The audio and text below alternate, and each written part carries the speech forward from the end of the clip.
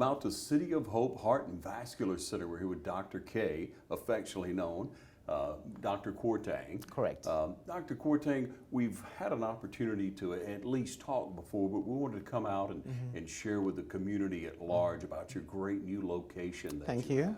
What a beautiful place. Yeah, well, thank you. Thank you very much.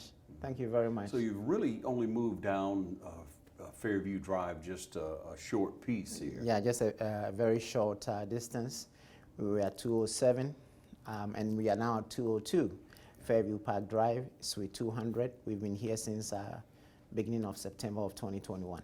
Yeah, and Dr. K, you see a lot of people in our community. As a matter of fact, we've had several people share testimonials with us of the success that you brought to them. They had tried other doctors and made efforts through suggestions, through practice of other physicians to no avail, but then found success with you. So thank you on behalf of those people. But it's so refreshing to hear that. You know, health is something many of us will take for granted for a while, doctor, but man, when it's taken away from you, it's a different story. Absolutely. Especially cardiovascular health. We do live in Southeast Georgia. Yeah. We are right in the middle of the stroke belt, otherwise also called the Bible Belt. Yeah.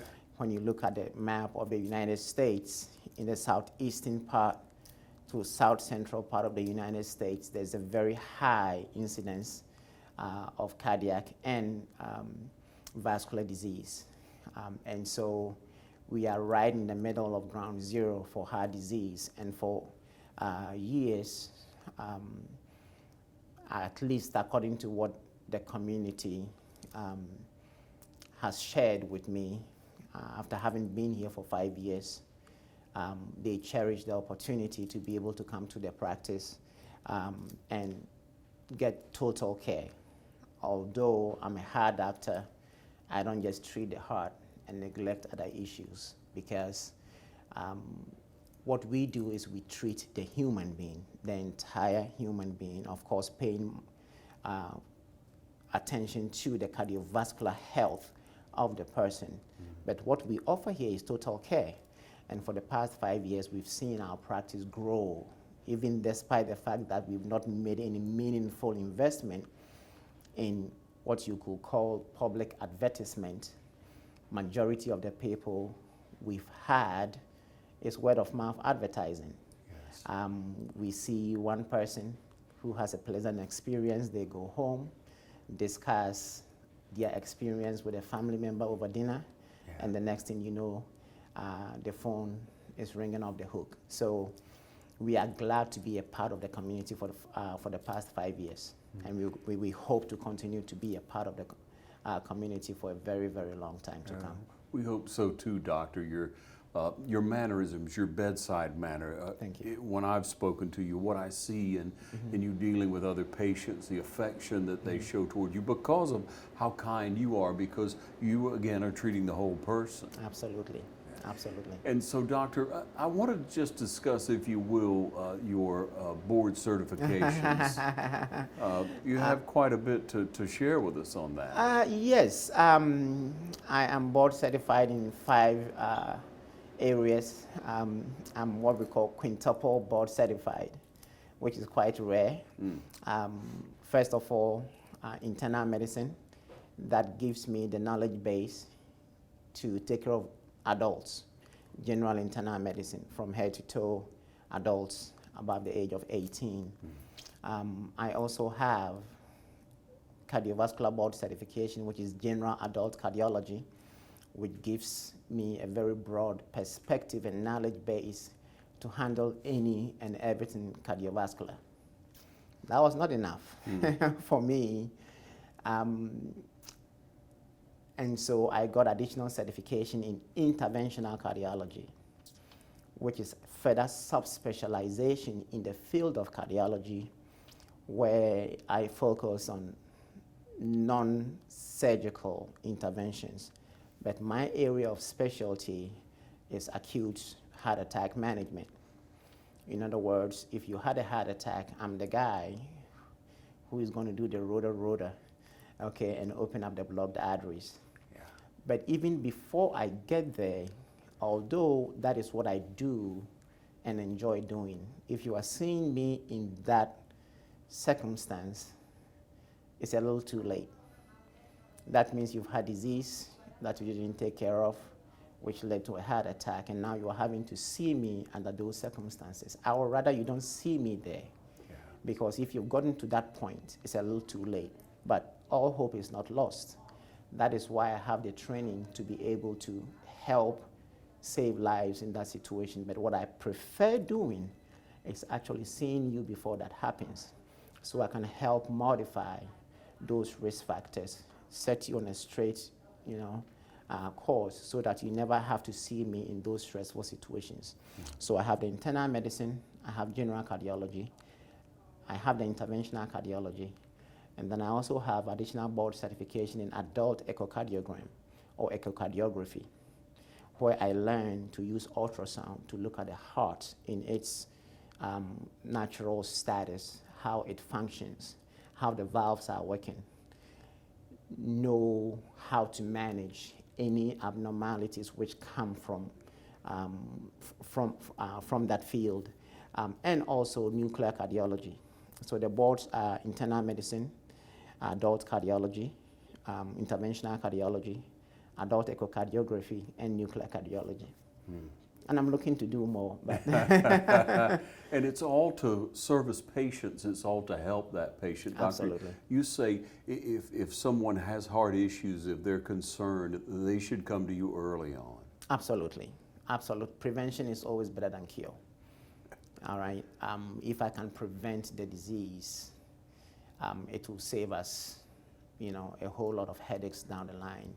So what I do prefer to do is to aggressively modify your risk factors, the diabetes, the high blood pressure, the high cholesterol, helping you shed a few pounds, getting you in a healthy exercise regimen.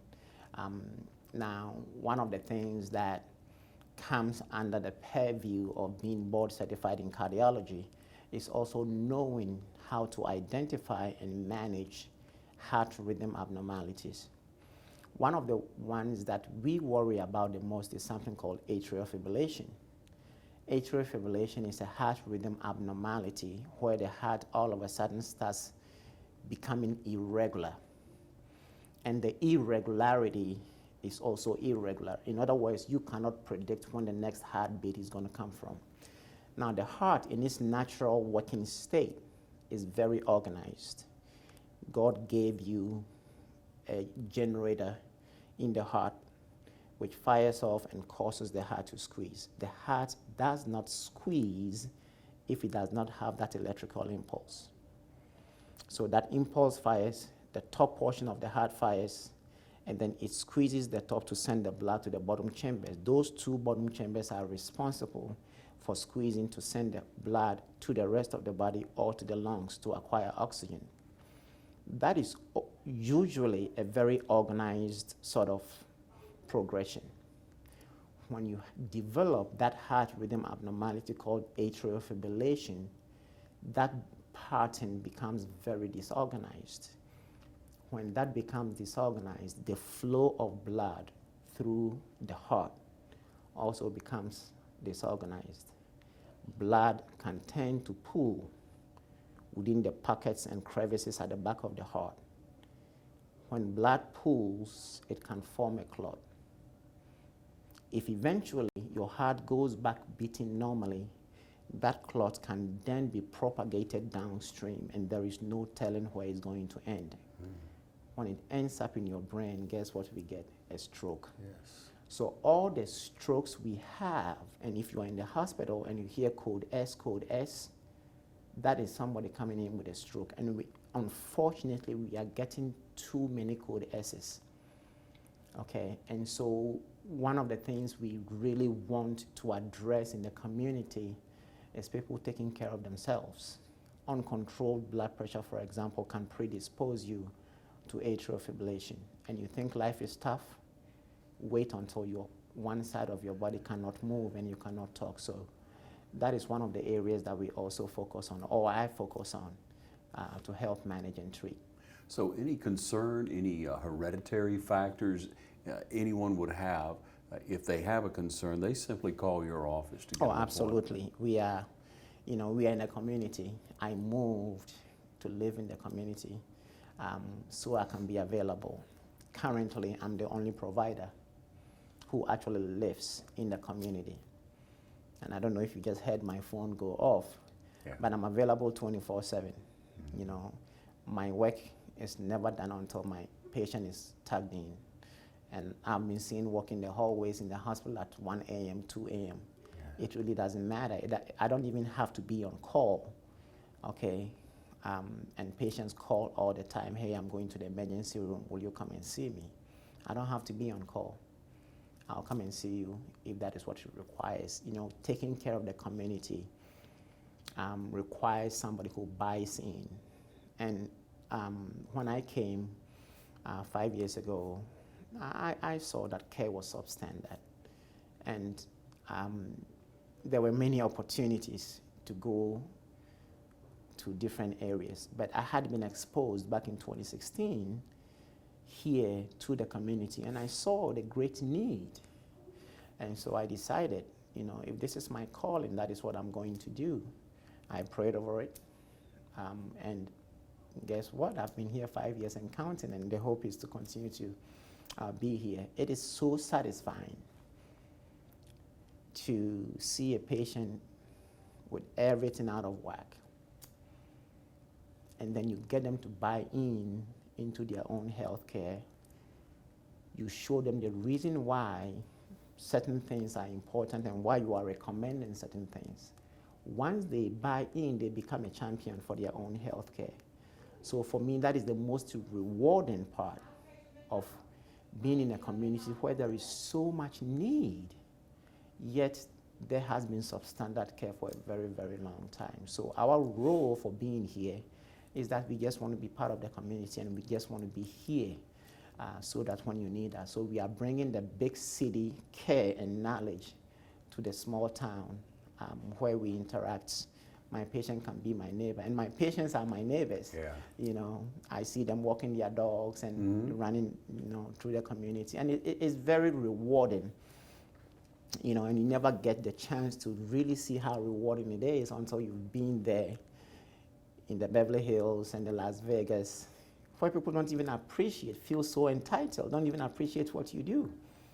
And then you come into a community where people appreciate so much what you do for them.